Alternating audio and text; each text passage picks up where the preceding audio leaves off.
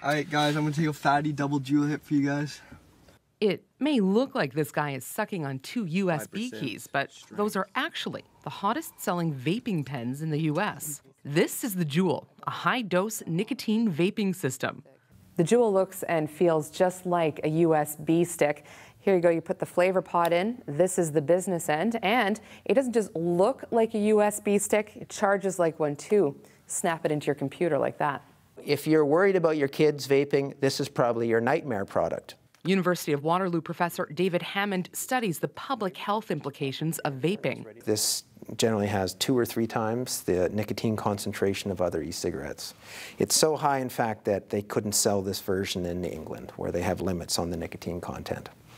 Juul says its products should be kept away from minors, but flavors like mango and fruit medley appeal to the young. You can see why it's, it's more popular among kids. The U.S. Federal Drug Administration is investigating Juul's marketing practices, trying to determine whether it targets teens. 3 of my best friends are now addicted to the Juul. And when I say addicted to the Juul, I mean they're using it every hour of every day. Jack Waxman was so disturbed by the effects of the Juul and his fellow students, he started this awareness campaign. I Juuled pretty much every moment where I wasn't in class.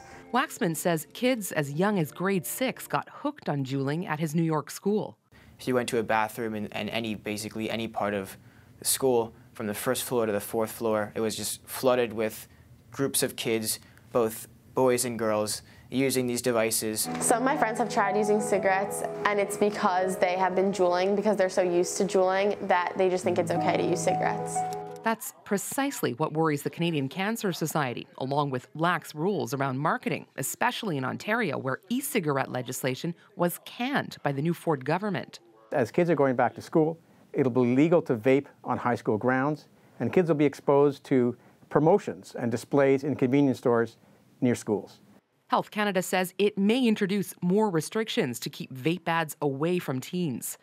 But for a generation that lives and dies on social media, it may already be too late. Katie Nicholson, CBC News, Toronto. Canada's new regulations on vaping came into effect in May. The products can be legally sold to people 19 and older, but the government says this about their use: completely replacing cigarette smoking with a vaping product will reduce your exposure to harmful chemicals. However, if you are not a smoker, vaping can increase your exposure to some harmful substances that could negatively affect your health. It's still an open question exactly what the long-term effects of vaping really are, but a small study published earlier this month suggested vaping, with or without nicotine, can increase inflammation and disable key cells that protect a person's airways. Then there's the nicotine in products like Juul. Teens are especially vulnerable to it.